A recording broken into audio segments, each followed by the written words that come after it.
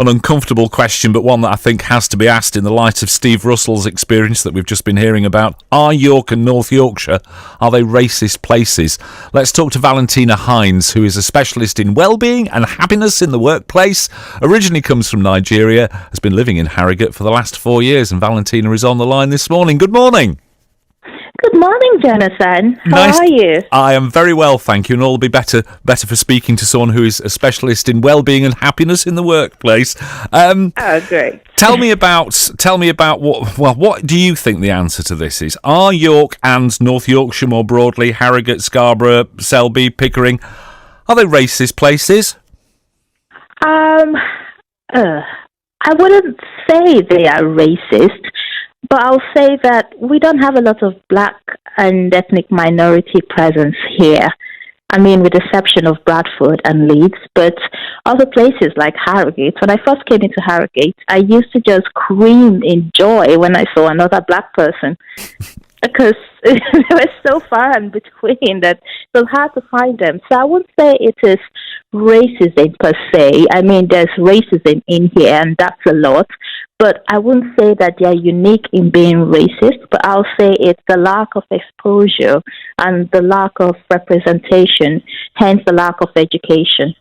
Yeah, so it's a lack of the kind of familiarity that if we lived, as you say, in somewhere like Bradford, if we lived in Birmingham, if we lived in London, in Manchester, we would see people of different ethnic origins on the streets all around us every time as we walk down the road, in the shops, you know, wherever you go, there would be people from more ethnic backgrounds than is generally the case in North Yorkshire. So what is it then that is going on in the mind of a woman who shouts at Steve the other night, the chief executive of the hospital, we're proud to be white and British because we're better than people like you? How on earth is that kind of attitude engendered, and how does it carry on in what's been a multicultural, multi-ethnic society for quite a long time now? Yeah, it's a horrendous thing, isn't it? But like I said, it's a lack of education. I mean, look at Brexit. Most people thought if they voted for Brexit, they would get all the jobs. And look where we are now. So I think it's not just having that familiarity of seeing a black person or seeing someone from an ethnic minority around you. It's actually having them around you and befriending them, getting to accept them as one. When you befriend a person who's from a different background, a different racial makeup from you, you tend to understand more. You know that it's not because of your privilege of being white, that's why you are expected to be in certain jobs. You don't have to be a particular race to be in a certain position.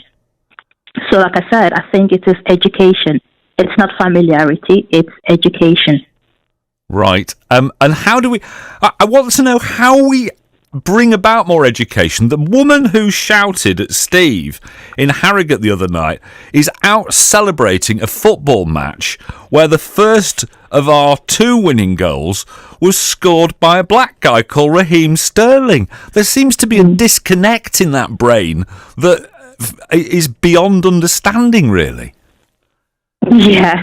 To take this a bit deeper, let's look at slavery, for example. The slaves do the work, they do all the hard work, and the owners take the glory. They don't quite realize that actually I didn't do that work. Other people did the work. And it's a bit the same thing with what's happened.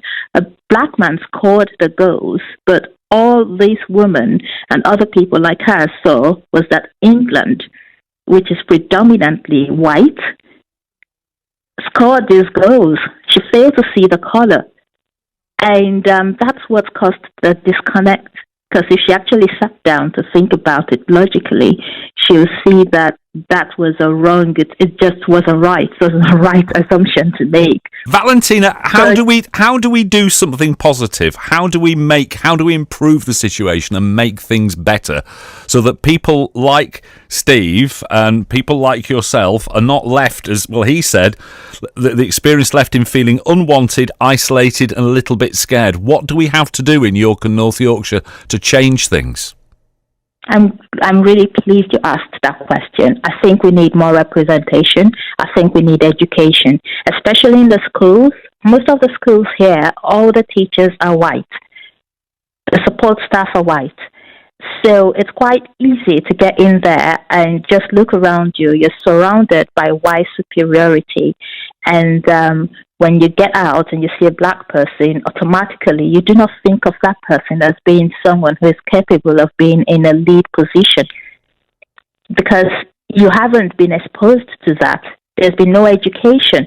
If you had teachers who were black or from other ethnic minority groups, then it starts to create that connection in your brain, in your mind. And also because you have someone like that, racial diversity is being introduced into the curriculum. So we need things like that. We need that intentional step going beyond saying, oh, we don't look at the names or we don't look at the races of who we're employing, and actually taking that mindful step to say, we need someone from ethnic minority groups. It's not about this person's culture doesn't merge with ours, because in there is a thinly veiled bias. What we need is to just get out there and get representation, because your student body is made up of black people and other ethnic minority groups. Why can't they see someone like them in the teaching staff? Valentina, thank you very much indeed for joining us this morning. Valentina Hynes, a specialist in well-being and happiness in the workplace, originally from Nigeria, living in Harrogate for the last 4 years. That's her take on it. That is her view. I'd love to know what yours is.